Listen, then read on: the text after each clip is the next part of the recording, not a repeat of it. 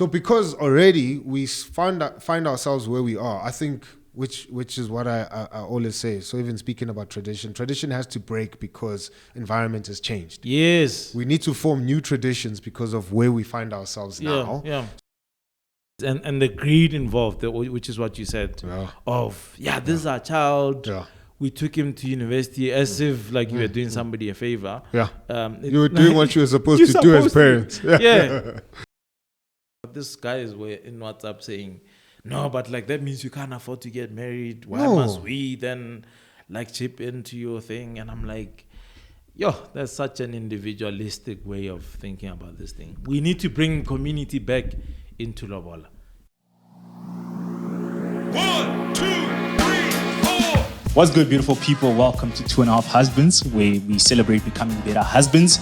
It's 2.5, even though there are 3 husbands, and that's because at some point, one of us, if not all of us, was not fully the husband that we were supposed to be. And that's why we actually come here on a weekly basis to discuss some of the issues that we face, some of the issues we are seeing around us, and we hope that the journey that we started with you and for you is going to benefit you, and yours.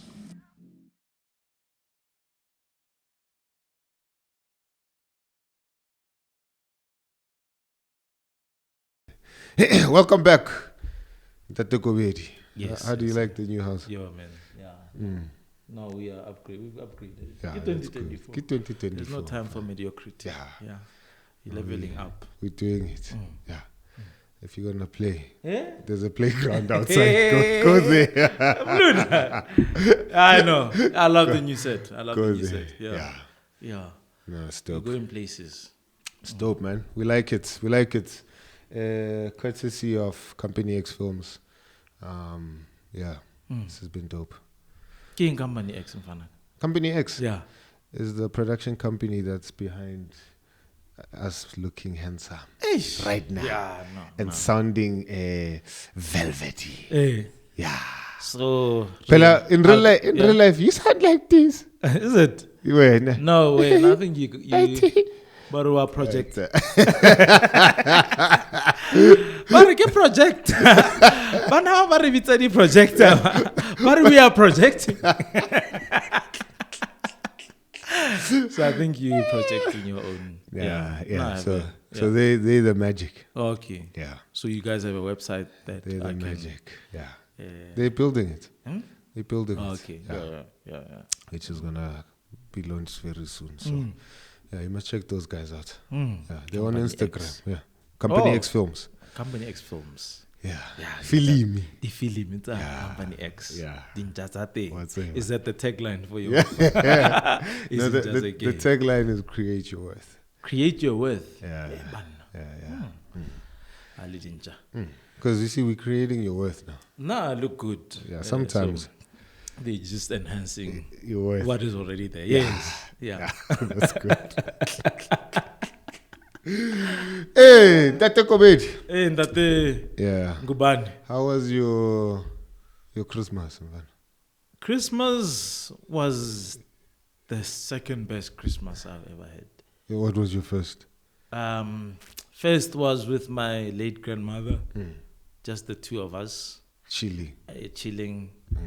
So I grew up a husband, actually. Let me tell you the story. let me tell you a story. Because so I grew up, I was named after your grandfather, great-grandfather, David Kobedi. His son was also David Kobedi on the maternal side. You're a third, in fact. Yes, I'm David Kobedi. The third. Yeah. Cheers. But it's shocking when you see the graveyard that's written David Kobedi. A friend of mine went to a graveyard. He's like, David Kobedi. Hey, he cracked up. Anyway, so I was named after him. It's weird to see your name on a grave. Yes. Wow. On a tombstone. Yeah. So I grew up, my great-grandmother called me my husband. Oh. Yeah. So hey, you grew up a husband. Now I've been you were destined. I've been becoming a better husband since. Cheers. Yeah. So the one time we were having a lunch, but now, when you grow up in the village, you eat on Christmas, like starch and all of that stuff. Yeah. So now I had gone to Josie. I've seen live. I know now you can do starch differently. Like you can have potatoes instead of rice. We only know rice. You were only eating rice when you grew up? No, like you had money. No, isn't like if you were for special occasions. If you had, if you're eating the 7 colors, you'd have starch, rice as the base starch. Yeah, sure. So I'm like, hey, let's hook it up, pumpkin, what. Yeah. So there was no rice. So she's like, hey, what are we eating today? Like there's no starch here, whatever. No chama mutwa.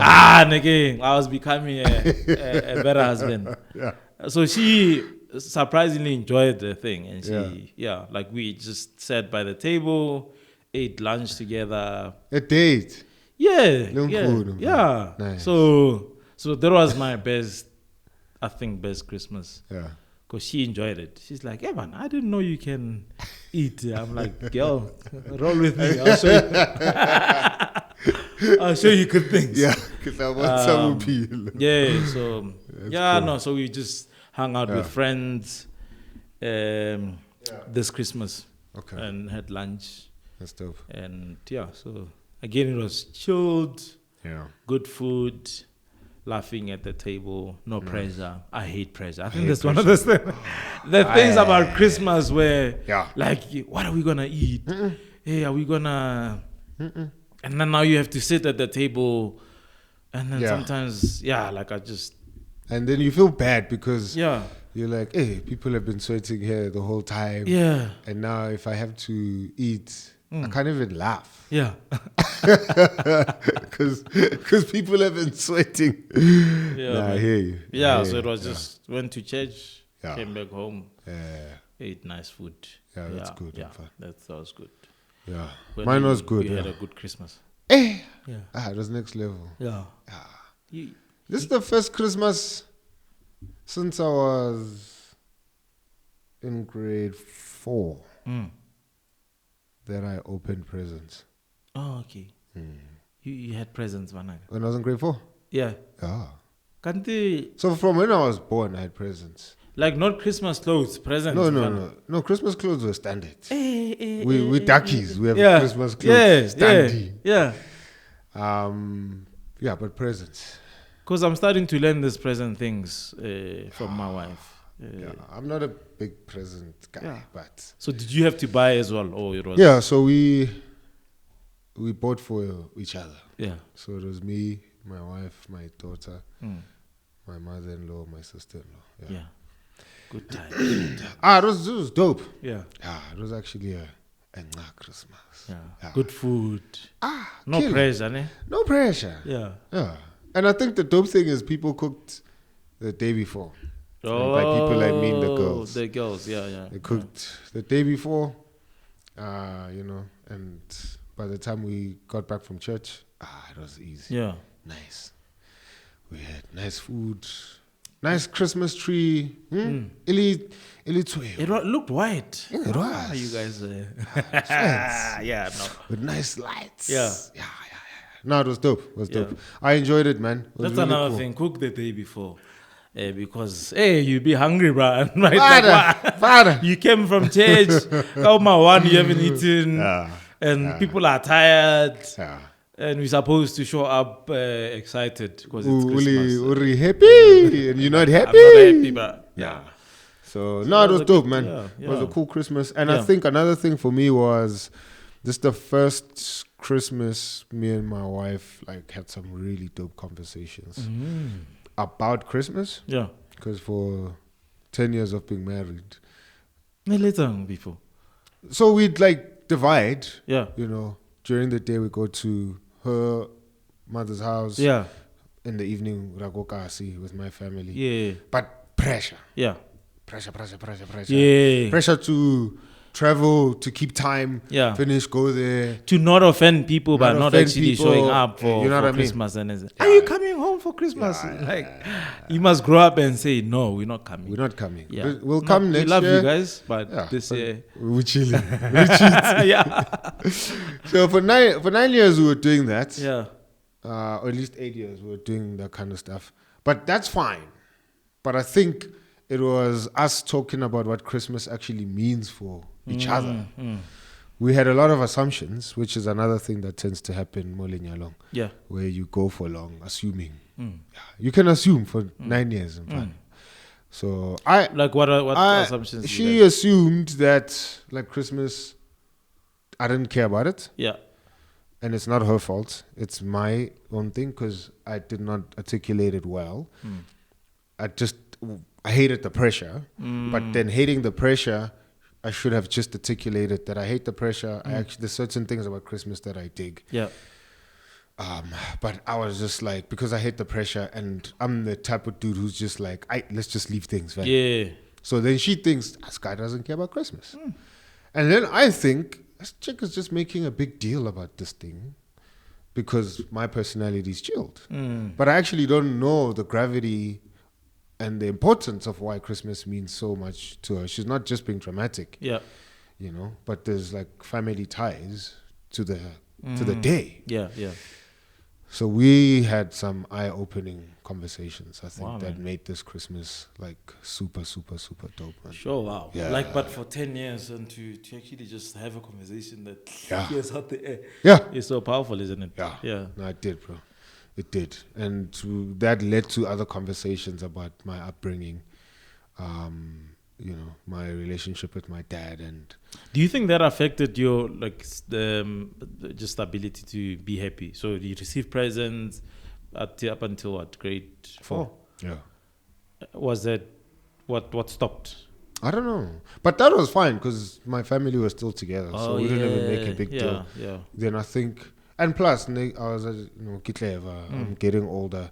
So I probably thought presents were for kids anyway. Yeah. So, but I could choose my own clothes now for Christmas. Yeah. So maybe that's what also happened. And I just then, you know, and then obviously 15 happens. Yep. My family breaks up. Who cares about presents and Christmas? Shucks. You know, and at that point, you're trying to make Christmas whatever it is for yourself. So, like, what from the conversation, if you Yeah. think about, I mean, not that we should be thinking Christmas now. Like, what are some of the things that you guys are gonna do going forward to? Yeah, so the giftings, bro. Oh yeah. Giftings, yeah, that was super dope. But also, yeah, practically, we have to cook the day before. That worked clean. Yeah. But I think for us as a couple, just now understanding the importance of what Christmas is for us, not the families we come from. Yeah. But developing our own tradition. Yes, it's going to include our extended families, but there's a weight that we carry and an ownership. Because before it felt like we were blown by the wind. That's true. Because and it's almost like you're still a child. Yes. When you do that. Yes. Because it's like setting boundaries to say no, we're not coming, and not feeling bad comes from that, right? Like you now your own household, you got your own children, your own traditions. Child in your thing, in your case. Yeah, sure. I'm gonna have 4 more. Okay, let's get going on that project. Yeah. But like no, I'm practicing. Yeah. So you that's but yeah, like once you do that, then it frees you to say no. Yeah. We're not coming. We are doing something on our own. Yeah. Or but at least now there's an ownership we bring. Yes. We're no longer children. But we're coming as a family to our extended family, and we can merge how Mama or Papa grew up, and we can merge it with who we are now. But that's the challenge of African culture, isn't it? Yeah. The whole, like you are an extended family, and for the longest of time, in fact, if you don't set those boundaries, you are seen as a part of something else instead of, hey, I'm actually my own being. Which obviously that leads to our chat. I'm not saying we should cut this segment, but how I think African families, African communities have become very segmented, that we're losing our minds as Africans in how we should even be doing life. Yeah. And particularly, obviously, in light of the podcast that we're going to talk about marriage, relationships. But it feels like we're so segmented, we don't know how to do life. So to just explain segmented. Yes, for like some of us. we divided, we split, we living life in silos. Okay. So you grew up. I mean, we grew up in a village. I grew up in the hood, but there was a sense of being together in the hood. Oh yeah, okay, I get it. Yeah. And it's probably our parents' generation and our generation where the fragmentation started happening. Yeah. Because I don't think it happened with our grandparents. At least my grandparents were the first settlers. Go Tembis. Focus. In 1954. Wow. Tembisa was a farm. Do you know that? Oh, no, I didn't know. I thought Alex was a farm, and then Nah. with Alex. plots. Yeah. Well, at least it had plots. Yes. And those kind of things. Yeah. No, Tembisa was one big farm I didn't know. owned by a divorced couple. Oh. Yeah. And then what happened? And then the government. Bari Rekupa. They expropriated without compensation. Yeah. But I think it was like either $72 or something like that they bought that land for. Wow. Tembisa is quite big. That's massive. Yeah. Yeah, it's massive. Anyway, I started thinking about townships and the history of townships. Yeah, it's another podcast. That's another podcast because I discovered this week what the oldest township in the country is. What is it? Not Alex. Zwelile Where is it? in Cape Town. Oh. Or Western Cape. So it's in Hermanus. At least that's what I was told. What? So I need to just double check that. Anyway, so I think like our parents' generation and us, we then started segmenting. Not a lot with our parents. Yeah. Because when I was born, and we were born in the 80s, there was still some communal living. People were still connected, Makelwane was still part of our lives. We were still part of their lives. Kids played together.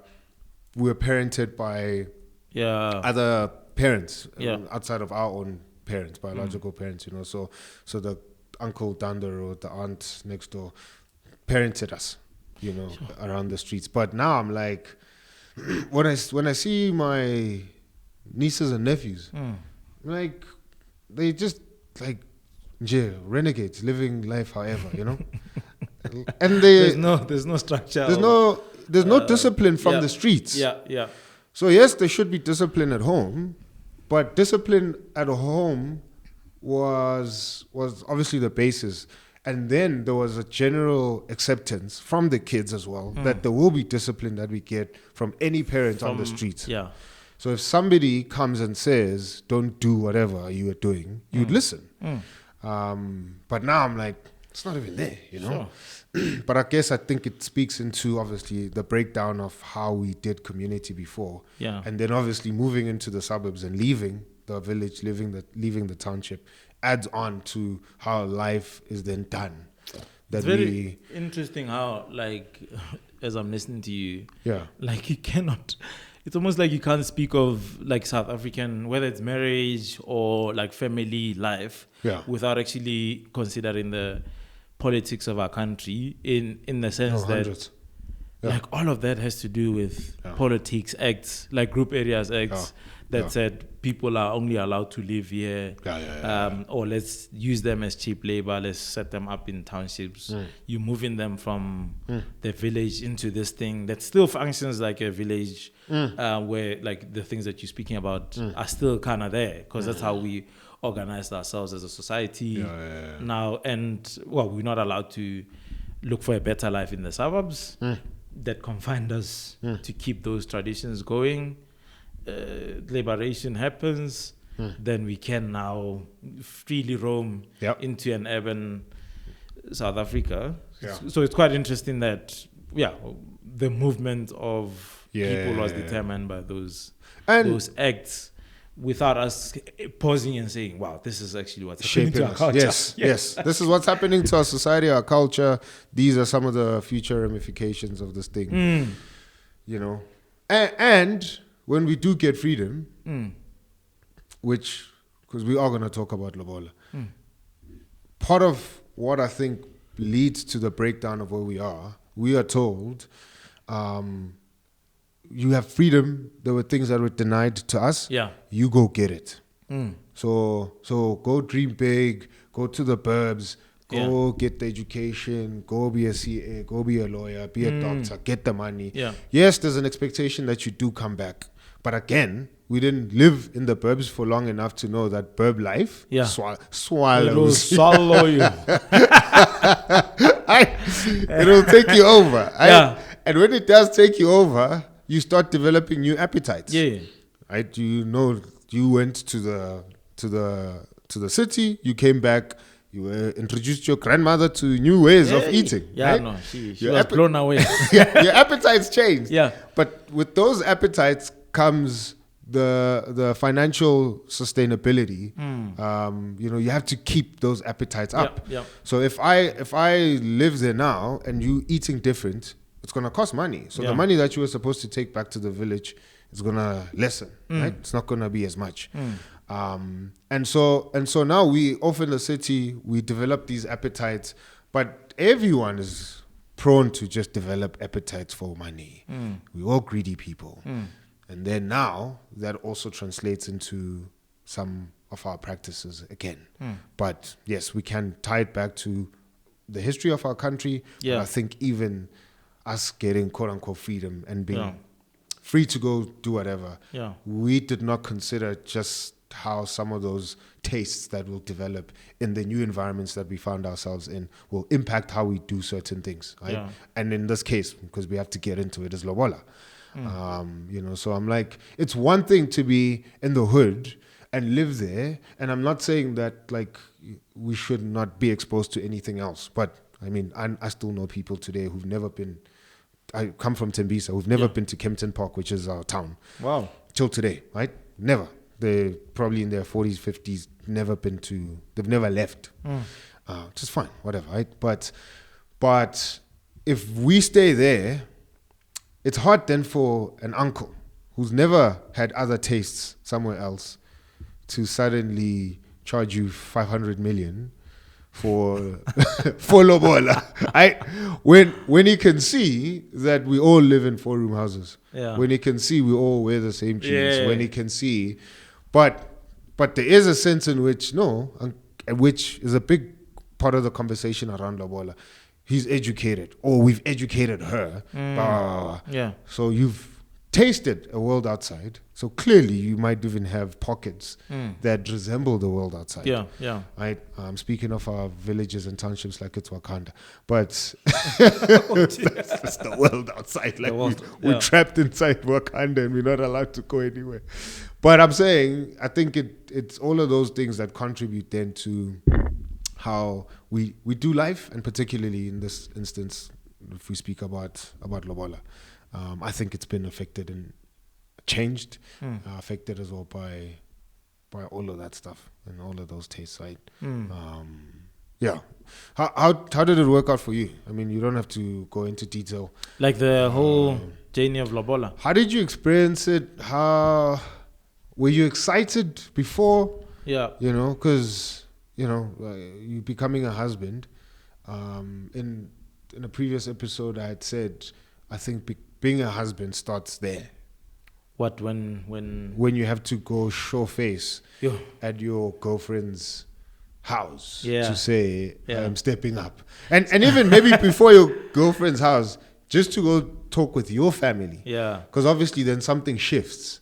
In terms of how they view you, in terms of your ranking, social ranking in the family. So you become a husband at that point. No, that's true, man. That's true. So I think I'm gonna speak more on the beauties. First of all, like I did things unconventionally in terms of meeting my girlfriend's parents at that stage. We had to go to a wedding in Cape Town, and I was passing by her place to fetch her. Welcome to fetch her. Well, fetch her. We were using a bus. So you were fetching her, but but it was one of those where it's like, well, I know that's not how we do things, but again, I spent so much time in the urban setting. I knew her family is a combination of like traditional and also like modern, so it's like, okay, I mean, practically we have to go together. So what are we gonna do? I don't know anyone in Welcome. I'm gonna sleep by your place. And they were like, yeah, no. When he comes here, he's not your boyfriend. He's just a friend. I'm like, okay. So they knew that you were a boyfriend. Obviously. Yeah. I think she had my picture in her room or something. Of us. I think so. Or was it in res? But in any case, they had seen me. I had been there before for her graduation party. At that stage, they didn't know who I was, but they knew there was a guy in her life. But the warmth I got there, I got welcomed, and I started vibing with the dad. But there was a respect of, like, even where I come from, that you don't meet the father. The father. Nah, bro. Especially because we knew that I knew I wanted to get married to her. Yeah. So that was 2012 December. That's the year before I started working. Yeah. And so the 2013 I started working. And that's when I needed. That's a crucial moment for us to pause, though. Why is that? Why is it important that you only considered paying Lobola, getting married when you started working? Why didn't you just I think I was of the opinion, because I still remember guys who were in our lives getting married. Because I went to Bible college. Some of our friends got married as students. And I still remember my wife saying, yeah, like we can do it. And I'm like, nah. No. Who's the other previous guy in your episode? The Tswana guy. LNP.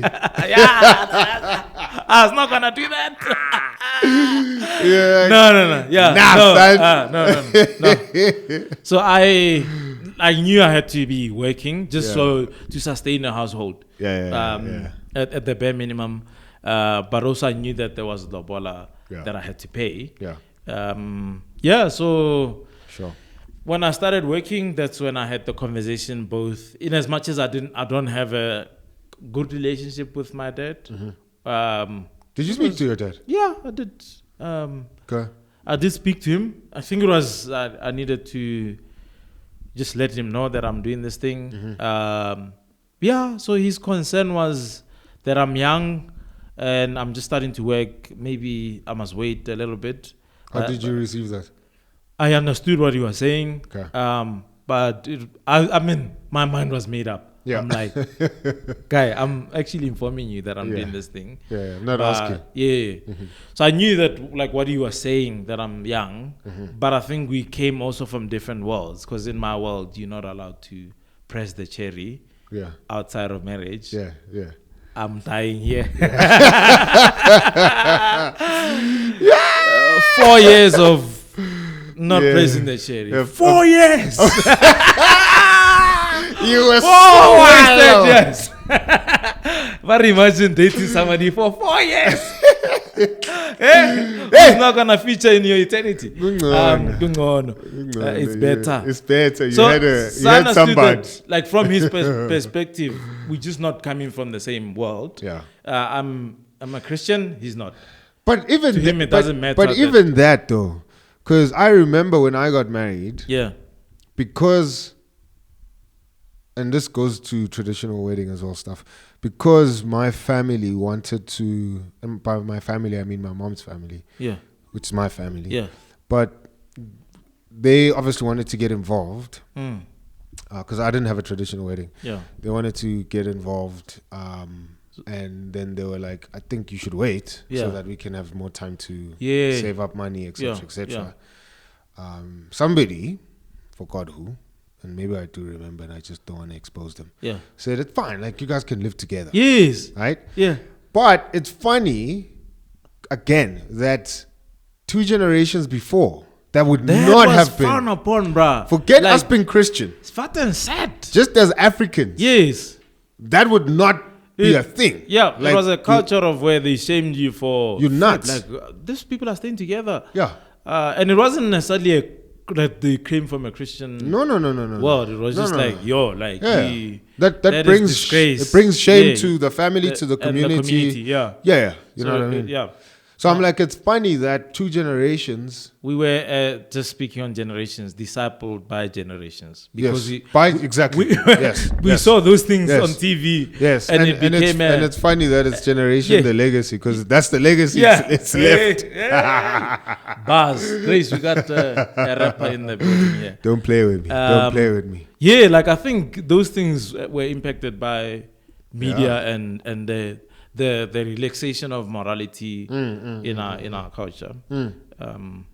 It's wild. It's wild again. I think it just speaks to how we set this conversation up. But to them, there's no, to guys who don't hold to the same standard, they can tell you no. Like, just actually try this thing out, have a baby or 2. Why are you rushing for marriage? Which baffles me. Like, so you're gonna make a commitment of bringing humans into the world, but like the without an actual of marriage is like that's more inconceivable for you. Like, you've even been gracious to say that it's a commitment to have babies, because I'm like at that level, somebody who thinks like that normally never commits to the babies as well. Because I think, again, if we talk about when you become a husband, at least when it comes to traditional practices, I'm like, when you show up, then you're taking a commitment to say that I'll be committed to anything else that we do together, including babies.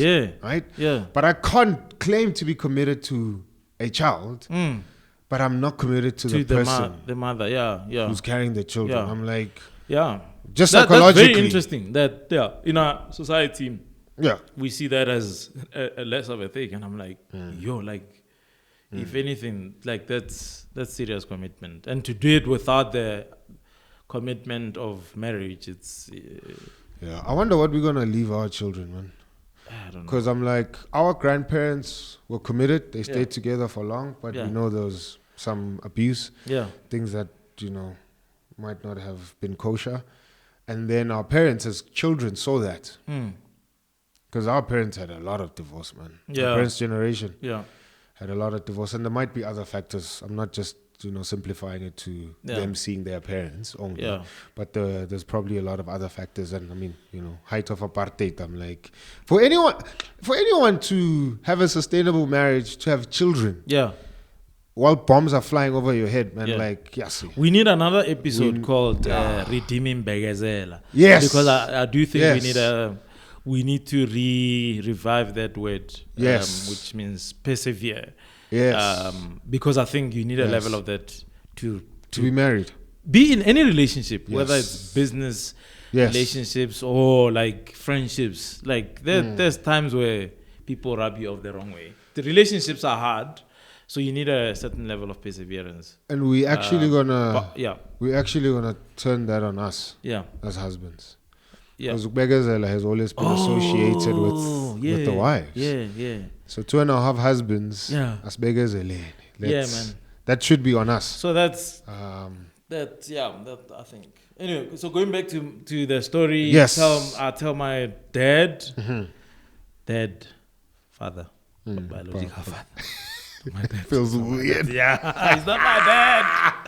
I like vocab to describe our relationship. Vocab is birthed by experience. Anyway. By my mother was one who shocked me because she was so behind me, bruh. Because I'm thinking, because I was also scared because I respected her opinion more of me. Yes. My paternal aunt told me, no, like, because she understood the Christian world, and it's like, I've seen couples who get married young and they now fighting because they don't have money, don't marry for sex. And I'm like, I'm not marrying for sex. I think... but it's there.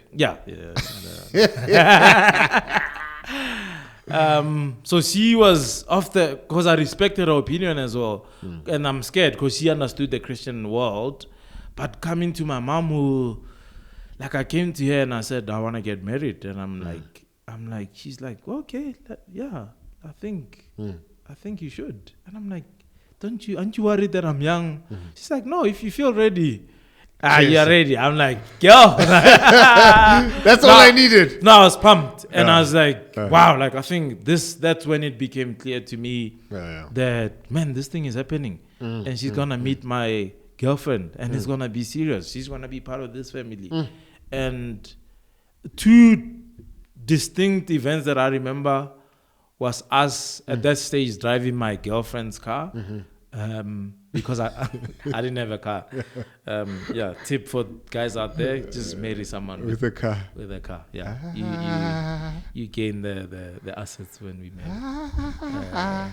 That's not advice endorsed by by the podcast. These views that I share are not the views. Because then there's other. Oh yeah, no, the scavengers. Yeah. No, but we have daughters. Let's not encourage.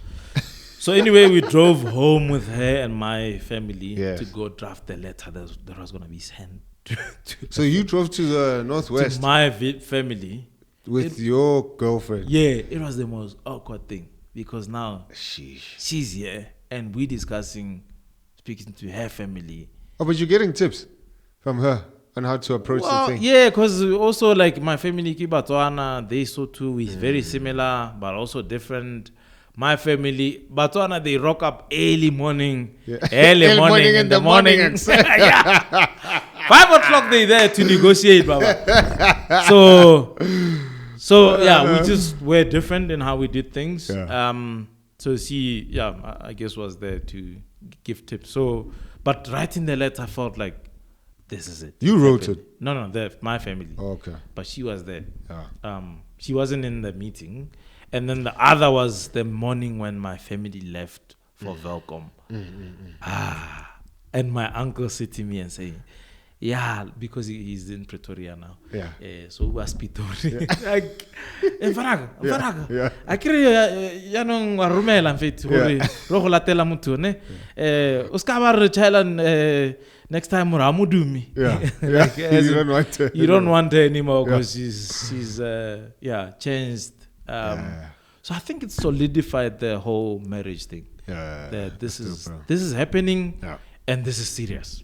Those words might seem like a joke, but they're very weighty. No, it was weight. Don't come back to us and say you don't want to. There was weight in that, and I think those words always ring in my head as I think about my marriage. So that was my experience. When did you pay Lobola, son? We were fighting. Yeah. I didn't. With who? My dad. Yeah. Yeah. So, I mean, I shared it in a previous episode here, but, we clashed. So, similar thing. I went, sat with my mom first because obviously, like, she's present. Yeah. She's been involved in stuff. So, I was like, I actually took my girlfriend. Yeah. And then we went. Yeah. But, because my mother... But she knew her. Yeah, she knew her as a friend. Yeah. And then I told her that... So, in fact... My wife was the first girl that I introduced to my mother as a girlfriend that I'm gonna marry. Hey. So she knew it was coming. My mom. Yeah. Maybe as a mother. Yeah, but she had never said anything. Yeah. I don't know, man. Because me and my wife didn't like each other that way when we were friends. So I don't know if my mom saw anything. But knowing my mother can come up with stories years later. No, but these mothers know, bro. I'm pretty sure she knew. Yeah. Maybe. But I remember we went, sat down, and then you could tell my mother. My mother is a clown. She likes joking around and being funny. Serious moments. She cracks. Yeah. She doesn't know what to do. Yeah. So you could tell she was just a bit awkward, like, and similar to your mother's response. Yeah. So I was like, I built up this whole speech. Yeah. Yeah, we want to be serious. Somebody I want to spend my life with. I love her. Yeah. We prayed. Don't. All she said, okay. Yeah. But how old was your mom when she got married? 20. Okay. So. Wow, 18, because that's when 20. I think my dad paid Lobola when I was 5. Yeah. Yeah. Because my mom was 15. Yeah. So she was still in school. Yeah. And then, so I think when she was 20 or 18. Yeah. But I'm pretty sure it wasn't taboo. No. It wasn't. Like to get married that young. Having a kid that young was. Yeah. Again, there was still the disgrace element. It was still taboo. Yeah. Especially for a teen, bro. Sure. Yeah. You know, and I mean, there were some gogos who came to her and said, we can eliminate we them. can, we can delete Sort out out your situation. out delete out control. You are called a situation. How do we deal with this situation? But praise the Lord for my grandmother, man. Hallelujah. My grandmother was like, heck, nope. Yeah. Not in my lifetime, right? Yeah. So I told her, and then she was like, cool, man. My mother is always a, man, like, I trust you, do what you... Yeah. You know? We'll obviously have to go speak to this girl's family. Easy. So I'm like, dope. Because already I had a relationship with my mother-in-law because we were friends for 5 years with my wife. Wow. So, and whenever... So wait, you said you went to speak to your mother-in-law? No. My mother had said we should all go. Oh, okay. Obviously. With you? The letter and tonto. Because remember now, listen, my situation is wonky. Uncles are dead. Yeah. And the uncles that are there, I'm like, we don't really have a relationship. Yeah. But it's fine. My mother will sort the thing out. Yeah. So in fact, how it ended up that my mother was gonna go speak to my mother-in-law was when we involved my dad. I also went to my dad not to ask for permission, to just honor and say, telling you, this is what's popping. Yeah. It would be cool if you're part of the stuff. Yeah, but if you're not, it's cool. Yeah. Right? Yeah. So we went, and then we had the clash. Yeah. Obviously, because then the spiritual conversation came up. Oh, okay. He wanted to do stuff in his way. Yeah. Spiritually, I hold a different worldview. I said no. Yeah. But I also was stupid in what I said, you know. Okay. Because I said I'm not going to speak to Sand when he said we need to go speak to his ancestors. You're not going to speak to Sand? Yeah. Oh, okay. You're disrespectful. I was hella disrespectful. Yeah, that's another topic for another podcast. And I was saying, again, you know, I'm trying to navigate having this big conversation. Yeah. At the same time, I am trying to hold my ground, but I just did not have the tact.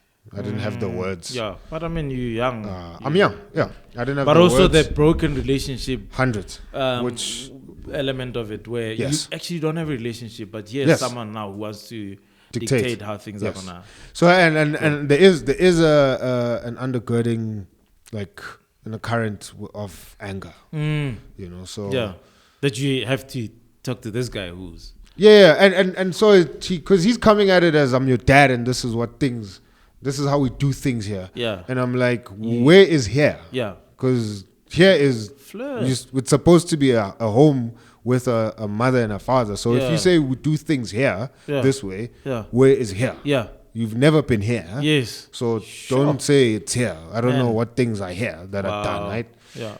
So I should have had tact as well, you know, and obviously like growing older, you learn to restrain your anger. But that, I mean, if I'm blunt, you know, it was one of those, it's an easy cop out. Yeah. I'm out value. Yeah. So I was like, whatever, bro.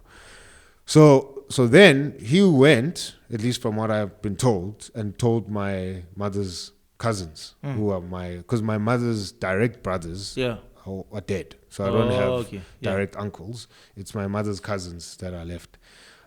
So he went and basically spinned a narrative, you know, that I'm disrespectful, I want to do things my own way, whatever. Yeah. At least that's what I found out later. You are infected by white people. Yay! We know those. I'm colonized. We know those movies. Yeah. They have the same script. Yeah.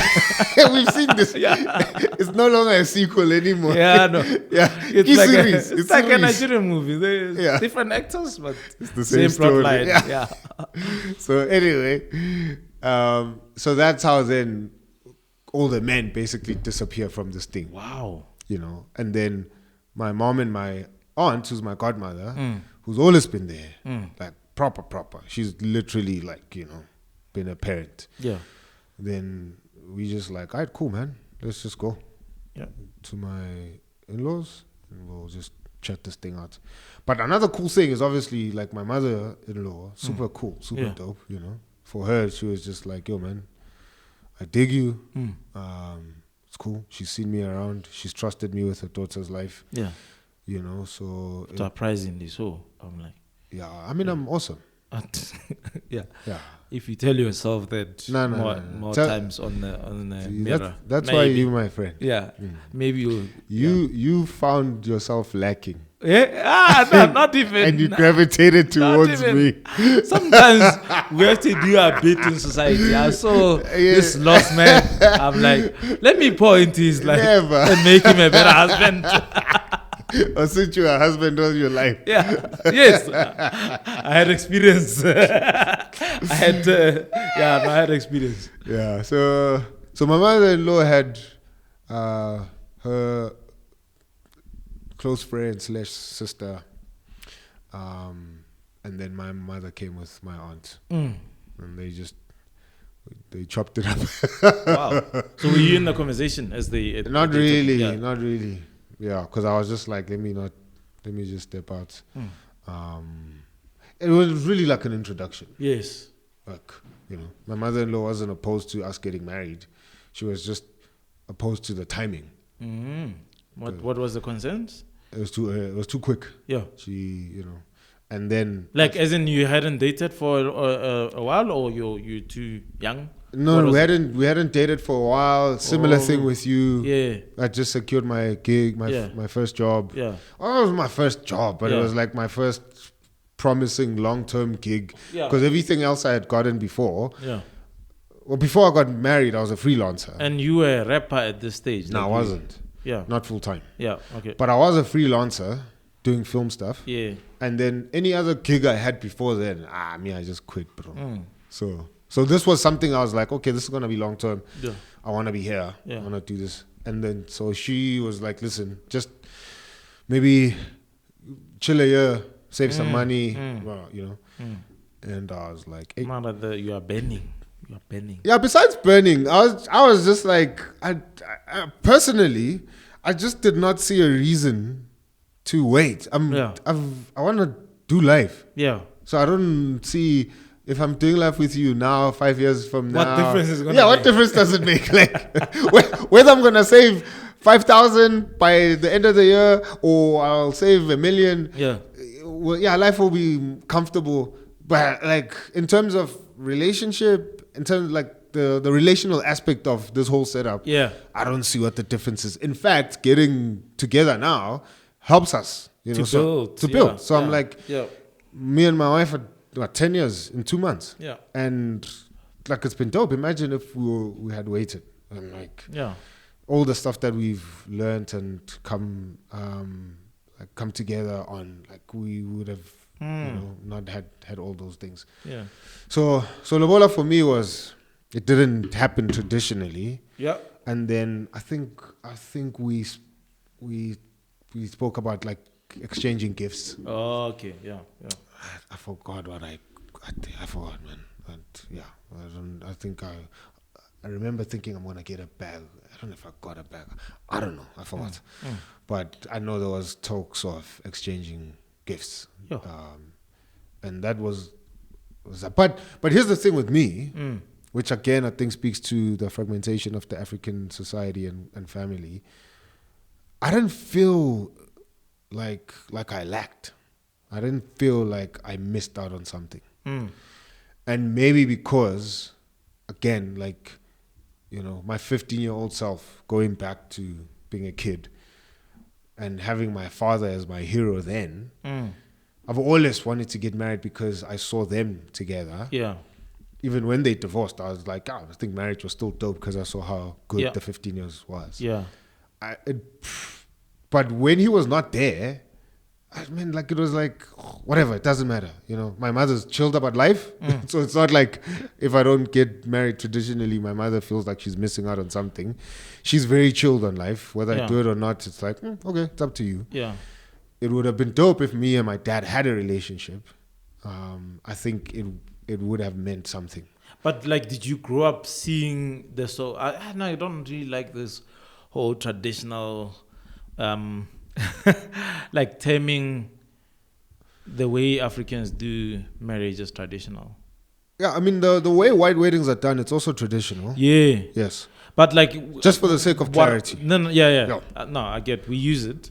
I'm saying, personally, I don't like this thing. No, I know. I agree. I agree. There was never like models or like things that were done where you felt like, I want to do that. I want to do that. But yeah. Yeah, but that's what I'm saying. My point's exactly the only person I ever saw pay Lobola, get married, was my dad. Yeah. And when he left, and after him, I never, like, my aunts never got married, my uncles never got married, my cousins never got married. I never saw another wedding that's close to home. Besides my parents' wedding.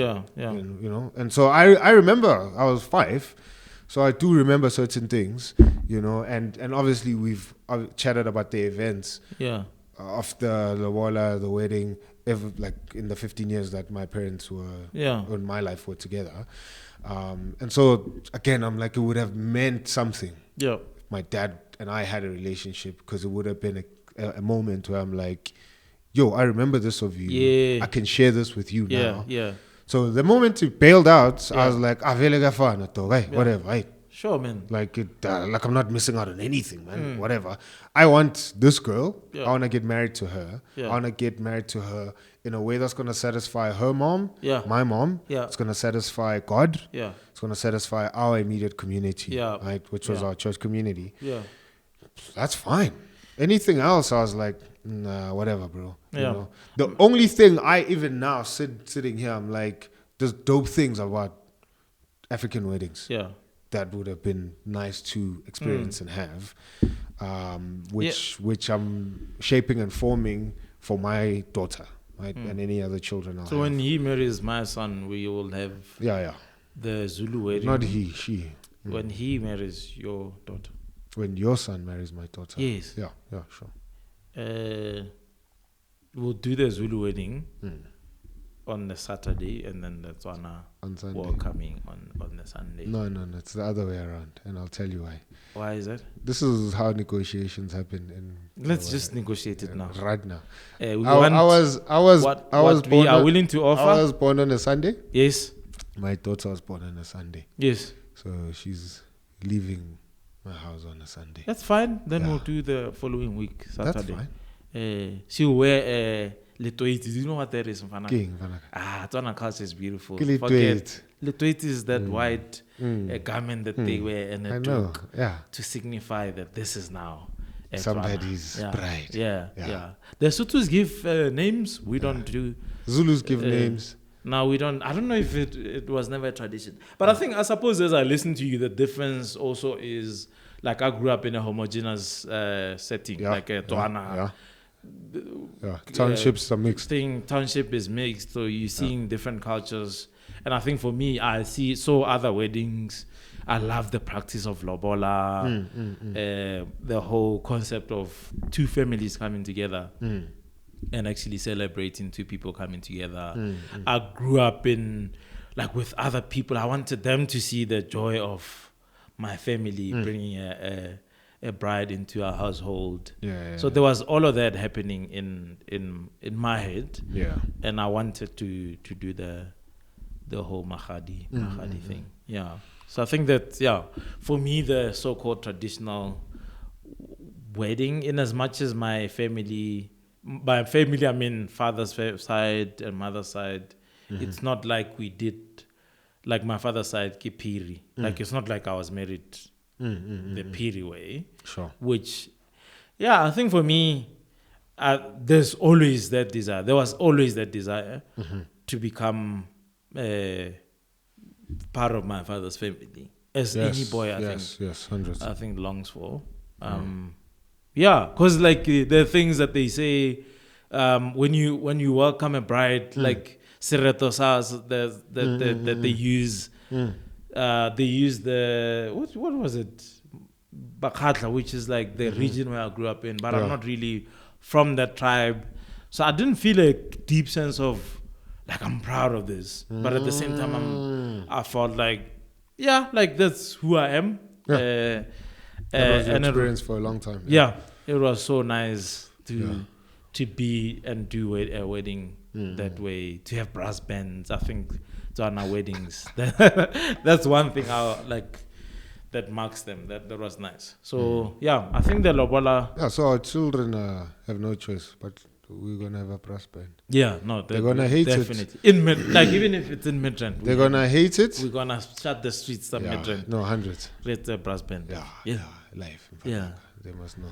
So yeah, I think for me that was good. So the money thing, Kobedi. The economics of Lobola that actually affect husbands, because many husbands to be are still stuck in the husband to be phase because the economics are killing. So I would say, if you are putting the burden of trying to save up a lot of money as a future husband, stop it. Stop it. I get it if you know that there's gonna be, maybe your girlfriend is like, I'm finna here. I suspect they're gonna charge you an arm and a leg. So I get if you wanna be prepared and ready in that instance, but not for the sake of when you just wanna feel like you wanna drive a Ferrari before you get married. No, I think that's trash. I think you should just get married. Man, I think the economics of marriage of now, they are a deterrent. So I think on one hand, I'm like, the way we do it is not set up for our economic system. Yes. So you're taking again the system that was working in a village where you grew up in a house, your dad had cattle, you had his cattle, so the wealth was transferred from your dad to you. The buzzword these days being generational wealth. But there was a sense in which you're living in an economic system that where you don't have to be a self-made man to get married. You have so much help and people set you up for marriage. And I think that's what I in some ways liked about my family, because at that stage I was saving like 5,000 rand. So to get married within 9 months was actually... You were saving 5 grand every month? Every month to get married. Wow. But it wasn't enough. Yeah, sure. I had a father-in-law who is deeply supportive, man. And like, man, I'm so thankful to God, because the negotiation wasn't... And he said this, like, we know... You're not here buying a wife. And I'm like, yes, brother.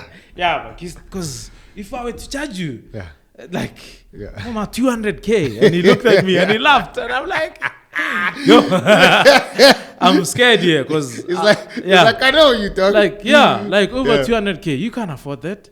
And he wasn't trying to put me down, but to say, we are here forming a friendship and a relationship. And I don't know if it's Sotho culture where some cultures you don't finish off Lobola. Yes. It's not something that you finish off because it's to say that you are forever indebted to us. So I felt supported from both my mom and my father-in-law, who I believe they did the process in such a way that it set us up for life. So on the one hand, I'm like, this economic system is not set up for urban life. For us here who stay in Midrand. Kadi Kemche, like, bro, you don't even have money to just barely make it in Midrand, where you have to pay rent, medical aid, school fees. It's just not conducive for that. So I think parents should just chill. At the same time, though. But it tends to happen a lot here. And maybe again, to how we started this thing, the breakdown of the family and community. Because when other brothers who are in the room that I'm not going to mention got married, the WhatsApp group set up. Everyone was chipping in. Everyone is talking about showing up. But for us, it's like, you on your own, my dog.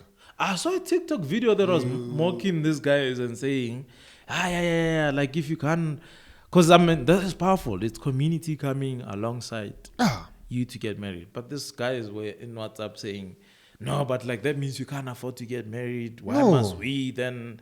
like chip into your thing. And I'm like, yo, that's such an individualistic way of thinking about this thing. We need to bring community back into Lobola. No, hundreds. Listen, I don't have beef with capitalism. Yeah. But it has shaped most of our practices that were not developed with a capitalistic mindset. Yes, right? yes. So I'm like, Lobola wasn't birthed with a capitalistic mindset. Yeah. It was communal, relational. Yeah. But now, if you have a capitalistic approach to life, you will obviously think money, monetary value, right, or above communal, relational value. Yeah. And so you complain that so this person clearly can't afford, failing to realize that at a communal value level or relational value level, I am bringing all of me, including my resources, to say, I believe in this marriage. I believe in what you guys are doing. I'm not just going to support you by rocking up and eating your food. And complaining that this wasn't good enough. Yes, you didn't have the best cameras. Your MC sucked. If you need best cameras, by the way, you can call us on at Company X. We don't do weddings, but we can kill it. We'll destroy. We'll do your weddings. We do weddings. If you can afford us. We do weddings if you're gonna pay us 100,000. Yes, and it's gonna be dope videos. Anyway, back and 100,000 is the discounted. Yeah. Because you are a friend. 100K is a friend discount. Yes. So contributing to a wedding is saying I am gonna be invested in this thing long term, bruh. With everything I am. That's what I'm saying. Like if you put your money where your mouth is, you will be invested in the lives of those people beyond just the day, because it's not about their wedding day. It's actually about a lifelong commitment to this thing. One of the things where I'm like, we need to improve on now with Tswana culture, I'm like, they give you counseling on the day of the marriage. No. And then they launch you and they like, go figure yourself out. I'm like, it's boxes we're ticking. Bruh. We did it. Yeah. But I'm like, you actually draining the essence and purpose of why that thing existed. Yeah. Because Hulaya is the marriage counseling, basically. Yeah, but I'm just saying that's not necessarily just to say we did the thing. Yeah. But we approach it with the health, the longevity of this couple in mind. The support, man. The concern. Yeah. So, but I'm like, if we just gonna, but again, it is capitalistic mindset. If we just gonna tick boxes because we want to move on and do the next thing. Yeah. And in some ways it's hard, as you said, like, what did you use? What's the word? Segmented. Mm-hmm. That like, because we live in urban settings, it's very difficult then for my family that's 200Ks out, for her family that's 300Ks out, to actually be invested in our marriages. So at one level also, like we are a product of our society, that we moved away from home physically. But but I'm just saying the wedding at least is the initial part that we can invest time in. Yeah. So I get the day to day when we are married. Yeah. You know what I mean? I'm like, fortunately for us, community is 20 minutes away. Yeah. Which is fine on both directions. But on the actual wedding, the fact that people they know that this thing is coming. Yeah. So it's not that you told them today and tomorrow you're getting married. So I'm giving you time. Yeah. So because already we find ourselves where we are, I think, which is what I always say. So even speaking about tradition has to break because environment has changed. Yes. We need to form new traditions because of where we find ourselves now. Yeah. So the new tradition should be, if Achi wants to get married and, if he goes against our wishes, and he finds some girl from Matlakal. I was gonna say from Uganda until you said Matlakal. No, we're keeping it. I'm a tribalist. Like, I will make exceptions. You're a tribalist and you wanna marry. I mean, it's exceptions. Okay. We're gonna enculturate her, but that's fine. Ideally, you must keep it within Tswana. Tswana. Okay. Maybe Lodi if you wanna go outside Yeah, a pedigo will destroy your son. Yeah, let me not express my views. I might be cancelled. There's But Lady girls, you remember Bopila Kisimbo? yeah, That's all I think of. That's what I think of. Yeah, like once both. What's her name? Simpat, Sintaulele. Yeah. Lisa Manta. Yes. Yeah.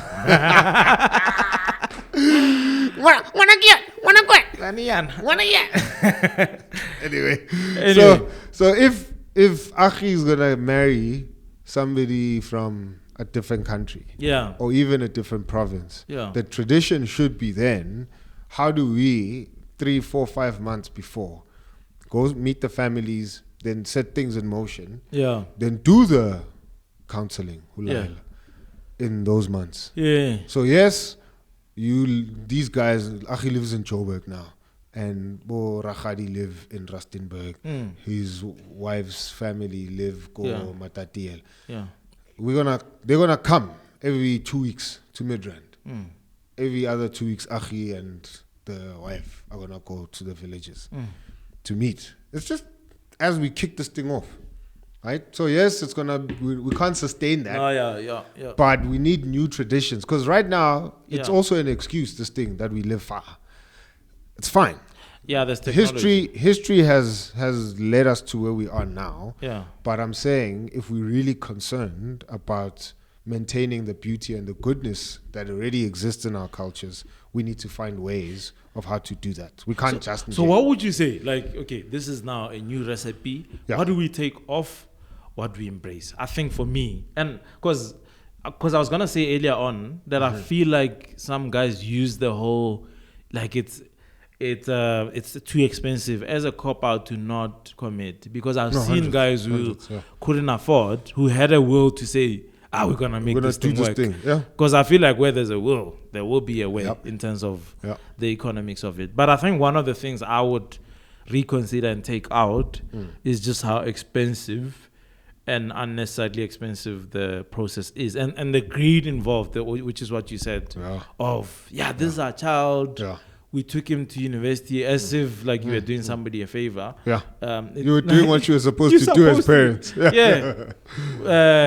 So as not to, I think it was China Chebe on one of the the things where they were almost heckling for as if they're buying someone at an auction. No, like this, it's not supposed to be that. It's supposed to be a communal, as the thing that encourages community. So I would reconsider the cost of it.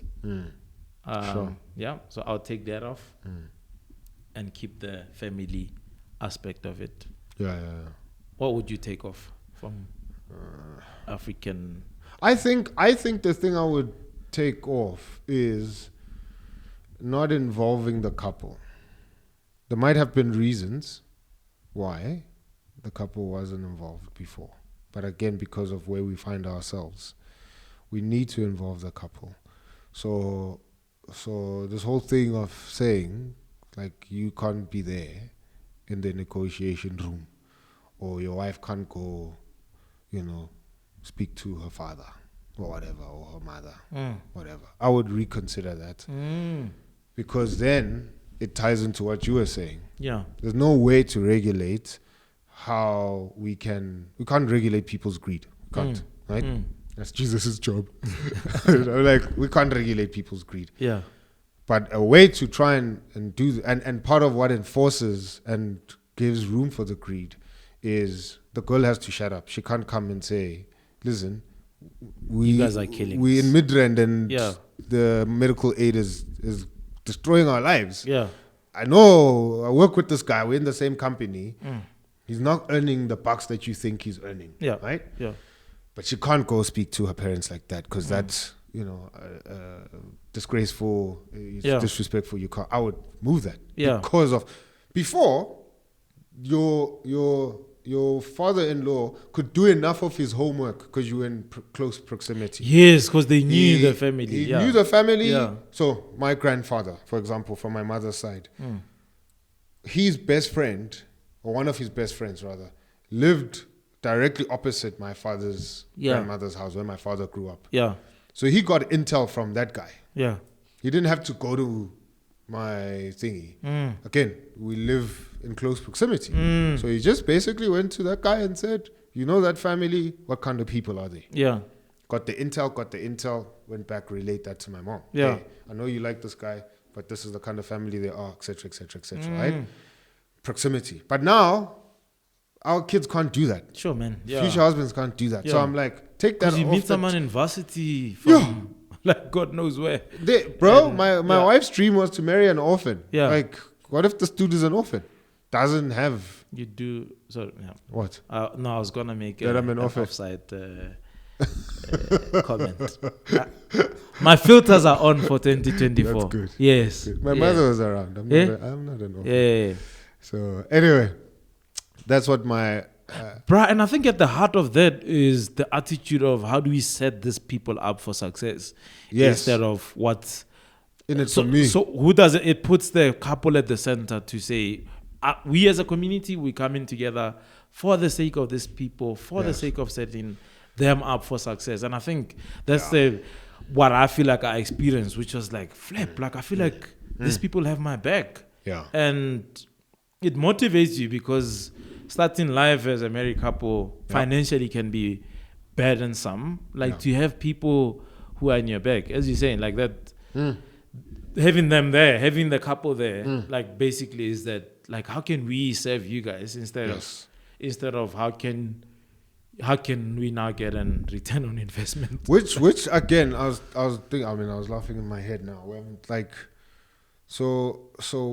weddings have, if they're not about us giving, right, they're about us taking. Yeah, there were certain fines that were involved in the Lobola process, fines that were involved in the wedding process. Yeah. If you violate custom or practice from either side, right? So you'll get fined if you had a kid out of wedlock. Yeah. That's a fine. Yeah. Why? Because we're trying to prevent other couples who are going to get married from going through the same thing. Right? That's part of what the regulation is. But now it feels, because of the greed, that we're finding you for desiring to get married. We're gonna fine you for not bringing the right alcohol, but we're gonna charge you an exorbitant amount because we want to fine you for just having the desire to get married. Because that's what it feels like now. So that's why I'm like, if all the other fines were to prevent people from doing things that would be disgraceful for the community and for the family and the detriment of that marriage, we understand the importance of a family and raising kids within a family. So we'll find you to send a signal to the other people that don't do this. Wow, yeah. But now we're charging husbands exorbitant amounts as though we're finding them for desiring then we're sending a message to all the other futures, don't get married. Don't get married, That's a problem. It's a problem, man. And I think, and it's always, in the stories I've heard, the uncle who was actually relationally never there, who's like, I've been relegated to the point. Now I'm going to show. I'm going to show them and flex. Nah, bro. Yeah. So anyway, for me, I'm like, I think that's what I would take out, that couples don't get excluded. They have to be included in this thing. Yeah. And then I think the one thing that I would keep, I don't know, man. I think the gifts thing, maybe the gifts thing. The exchanging of gifts. Yeah. But they can also be owners. You guys, bruh. No, remember, because you guys buy jackets. Yeah. Whiskey, the stuff, a jacket for your dead uncle. You guys are you too much? That's too much, man. Zulus, man. Who is like they actually the jacket with the Zulu culture? Dead uncle. No, isn't that the thing? Where you buy him for Tatemholo so and so because he was very. But I'm saying, like, if then this thing changes from the top, it might not be as crazy. How do you mean? So I'm saying, taking what you would say. So let's not be in this for the money. Oh yeah. Let's actually come back and remove our capitalistic approach to this thing. Yeah. And think more relationally and more communally. So kept the Lobola to not more than 1 month's salary.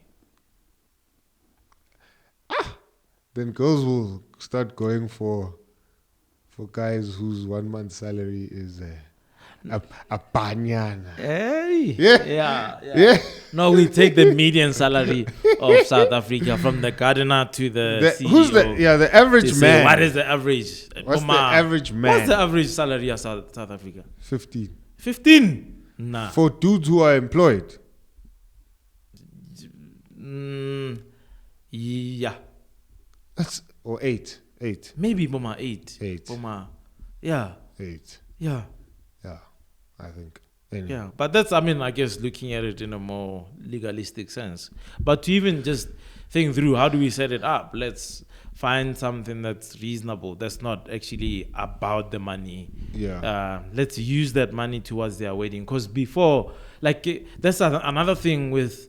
Yes. If you meet a girl in varsity, chances are she wants a wedding from my perfect wedding, or if she's sophisticated from Top Billing. Come on now. Yeah, Top Billing actually. Those who watch this podcast you're want. old. You're old. What's the? It's Top Billing no more. It's inside a essay. I think that's what it's called now. Yeah. I'm not old. I just don't watch TV. Well, it's on YouTube. Is it? You're old. Yeah. What? There's no Top Billing anymore, bruh. Nah. Wow. Inside an essay. I think it's called Inside Okay, an so Essay, if the likes of Chesley and Kobe get married, when they come show on, it on, huh? yeah, that's the Inside kind an of Essay. life that they want. But mini kind of wedding. Yes. That's what's impacting and influencing varsity girls. And now to get that, like if you look at venues here, you're looking at north of 200K for a wedding. On top of that, just a venue. Wedding. Just yes, a venue. with a 3-course meal. Just a venue. And your uncles were gonna say, "There's no alcohol here," and they say they don't allow alcohol on the premises, so they can't take out their cooler box. It's a mess. And then if you say that the bar is open, they're gonna order Boma whiskey. Yeah. So that's another 100K. They wanna clean you, bro. So to move away from that kind of. By the way, I do weddings for free in my office. If you want to get married, If you wanna get married, come chat to Muruti. we do it for free. We do it. We sort you out. We'll sign. Got a package for you. But I don't come for free. Yeah. If I MC your wedding, I'm not free. Yes. Ghana, what are your rates? Yeah. You're starting from. Just come talk to me. Okay. Yeah. It's would you charge per hour or I charge per hour. like per experience? I charge per hour, Yes. and each hour We'll give you. hit me up. My tag is event excellence every time. Yes. Yeah, that's me. Yeah. Anyway, hit me up. But Muruti, Now I'm free. yeah, Pay for my petrol. that's it. Nah, they'll come to the office. They don't have to. You actually come to me. Yeah. So, I think couples will have to figure out at a subjective level how they do this thing, but we can't continue this way. Like, because there's people who are pushing back, who are getting married, and they finding ways, and most of the time we get burnt, and we start off our marriage with scars, relational scars from fighting with uncles and aunts, and And So- that and the debt. koloto Yes. is a thing, bro. well, it's either one. You either satisfy the greediness of our families, and then you end up in debt, which is going to affect your marriage, or you scratch your family Sure. and you carry that relational debt, Yeah. but you start off your marriage Yo. well.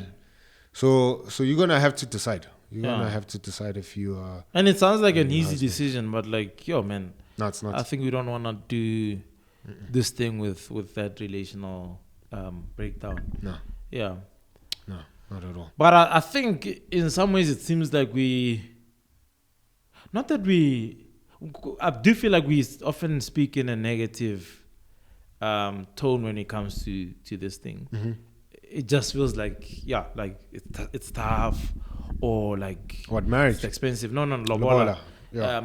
Like it almost like as Africans we don't spend time to just even dedicate to like a whole episode to saying, man, like this thing, I think the way we do it is beautiful because of 1, 2, 3, 4. But and I think it's probably because of how it's been abused, man. Yeah. So maybe we're gonna talk about cleaning up the abuse before we, you know, you got a homeless kid. Yeah. You can't see how beautiful they are until you wash them. Get in the bath, clean them up, put them in new clothes, and you're like, I've always known that you're beautiful. Sure. Yeah. So right now, this thing was beautiful once. Yeah. It had a home, and then it got chucked out. Yes, by our history, but our own selfishness as well. And now it's in the street, bro, being tossed left, right, and center, peed on. And so we have to do the work of putting it in the bath, cleaning it. Yeah. And then maybe, again, you know, this is going to be an ongoing conversation about, we both hate the word traditional weddings versus white weddings. Yeah. But for the sake of the rhetoric. Let's say African versus Western. Yes. So the difference between Western weddings and African weddings. Yeah. It's going to be an ongoing conversation on this channel. So later on, you know, we'll speak about the beauties of this thing. It is beautiful. Yeah. You know, when you consider its essence, its original intent, its purposes. But Muluda, I want to maybe push back. I don't know if you want to end this thing. No, that's fine. But like the whole, because it feels like often also as Africans, sometimes we speak about like utopia, like the Wakanda that existed. This thing used to function well. No, I'm sure, like, sure. No, people are always greedy. No, hundreds. On the other hand, it's like Africans, we often speak of culture as if it's a static thing, and not like can't be. Where it's like, no, this thing, if we are to understand that it's a moving target that's always evolving. Yes. And you guys don't even know what, like, you talk to any uncle, they'll say, no, we do things this way. Yes. Nah, but that's how we do it. Nobody actually has like a template on this is what an African wedding is. Yeah. Which means we're always figuring it out. Yes. The clothes that we have, like, even the Tswana stuff, it's actually not. The language we speak, in fact. Yeah. Yeah. Like, the Letoiti is not actually African clothes. Yeah. They're not. Like, you didn't have cotton. No. Yeah. We didn't have stockings. We didn't have the earrings that you're supposed to buy. So this thing is evolving. Yeah. Let's just own up to that and make it beautiful and wash it. I love that imagery. Let's embrace our culture, its communal aspects. Yes. And rediscover what it looks like in an urban capitalistic system. No, hundreds. And there's core things about who we are that are just, I think, woven into our being by God. You know? So I'm like, there's no way that an African person will be like identical to a Western person. Yeah. Just from makeup. Yeah. So there are things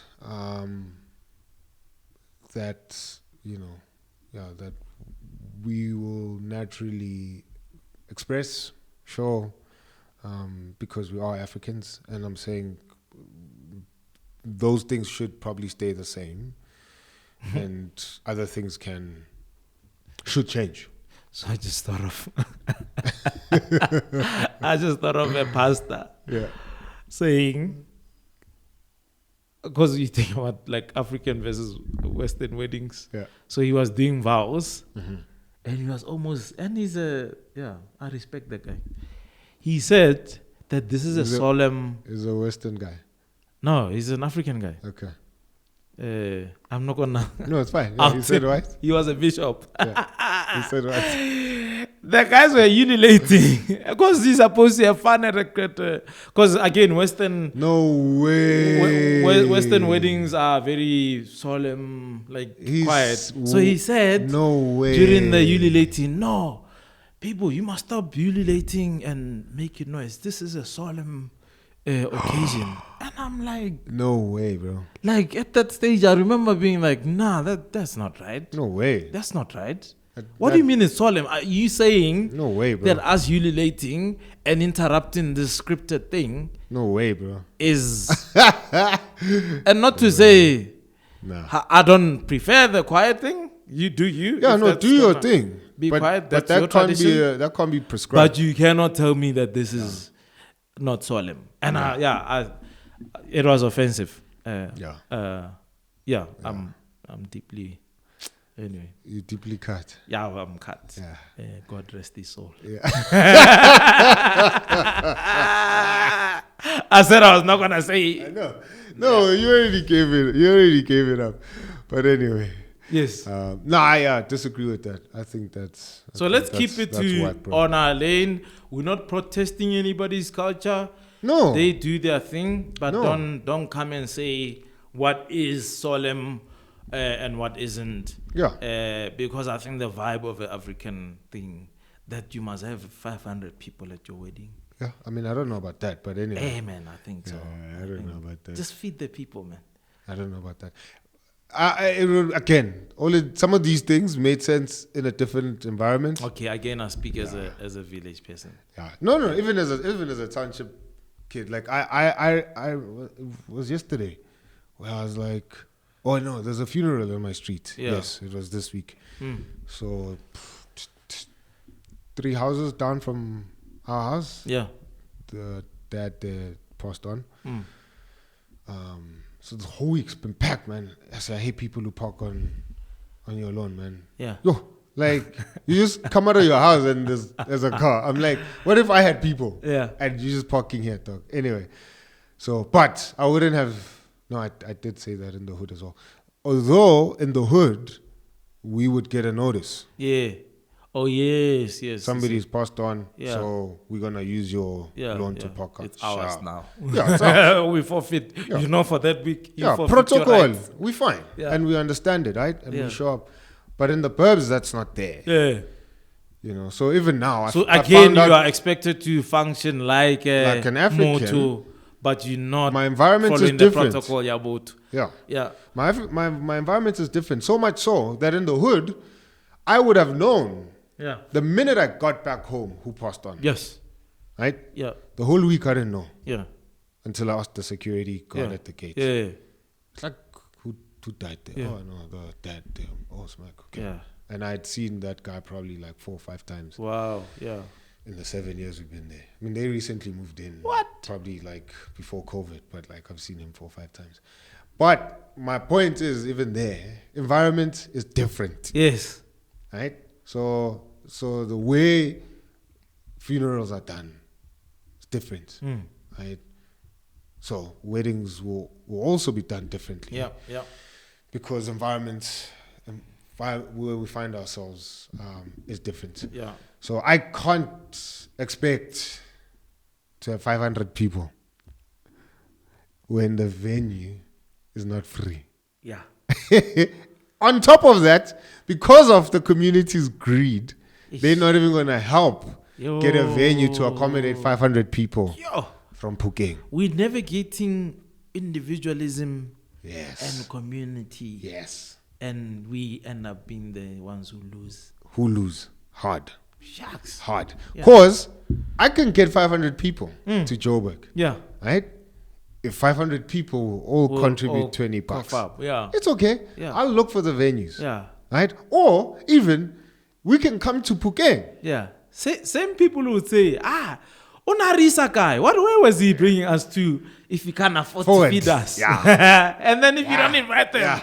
they're like, since he moved to Joburg, he thinks he's bad. You always losing. Yeah, bro. no. You always losing. So I'm like, because the environment has changed, culture has to change. Yeah. Again, like the relationship we have with our environment is what culture is. Yeah. It has to change. Yeah. And so then traditions will have to forfeit, will have to form new ones. Yeah. Because the way we do life is going to be tradition for our kids. Yeah. Right? That's true. So I'm like, our parents' traditions have to forfeit the ones that don't align with the environment we find ourselves in, or the way we have been segmented doesn't align with that. At least, because again, you'll know Muruti because you, epistemology.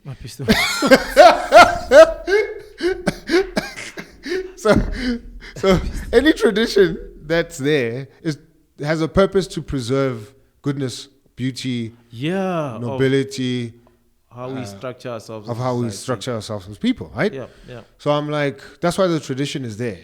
So the purpose doesn't have to change of whatever the beauty, the goodness, the noble thing is.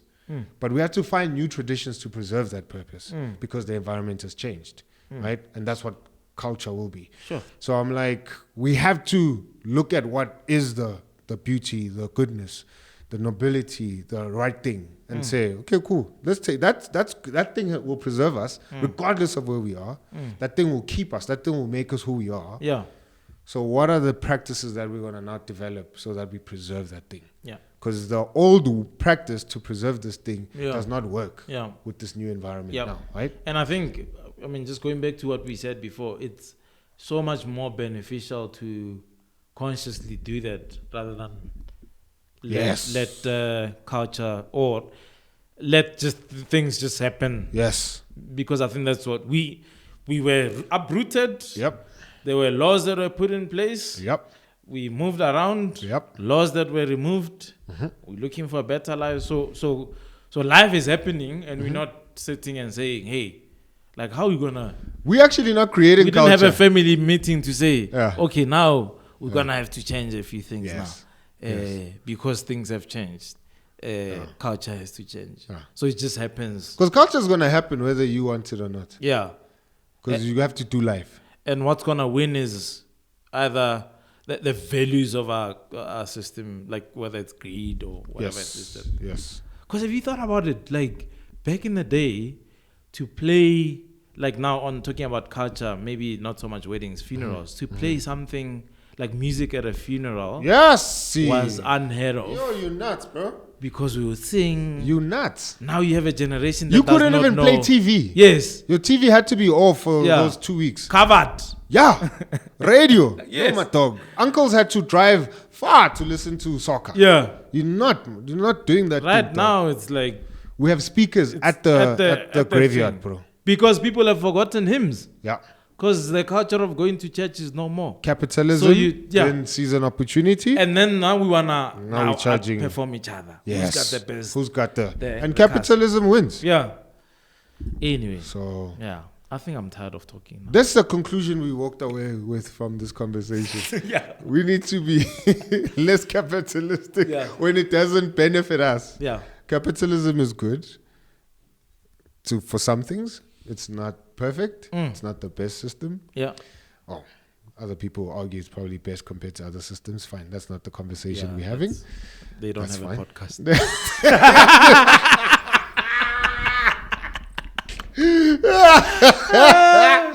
We're starting a new podcast called Pseudo Intellectuals. Yeah, yes. We are pseudo intellectuals. Before you tell us that, we'll tell you. Yeah. But you and I, in arranging our kids' marriage, and our wives will hate us, and they do hate us for saying this. It's fine. Life will happen. We're recapturing African. In planning and arranging our children's wedding and marriage, we're going to have to preserve what is good about whatever bits of Tswana culture you still have. And whatever, and it's probably I have less than you.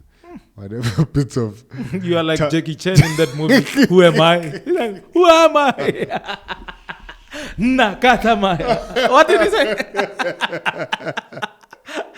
You grew up, you woke up not knowing. Who am I? Yeah. I think I was telling Grace about us being haunted by ghosts of a past that we never lived. Sure. Right. Yeah. So some people are haunted by ghosts of pasts that they've lived.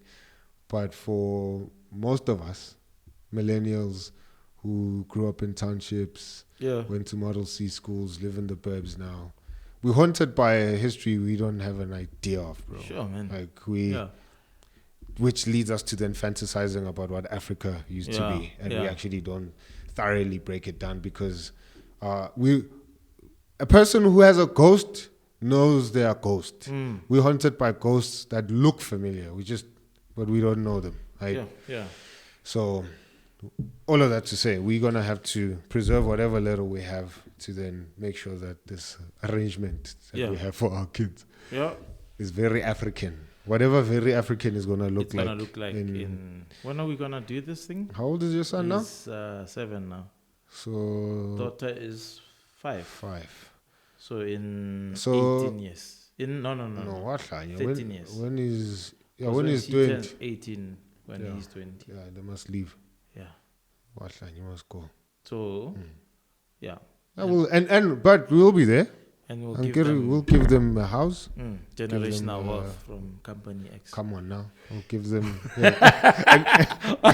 Yeah, clearly, because you're doing free Why do you weddings. think I'm like, You're doing free weddings. Yeah. I mean, because I'm not going to have money. So, yeah. Anyway. That's why I support your dreams, man. Come on. Yeah, that's what's up. Yeah, for generational wealth. We'll keep it in. Yeah.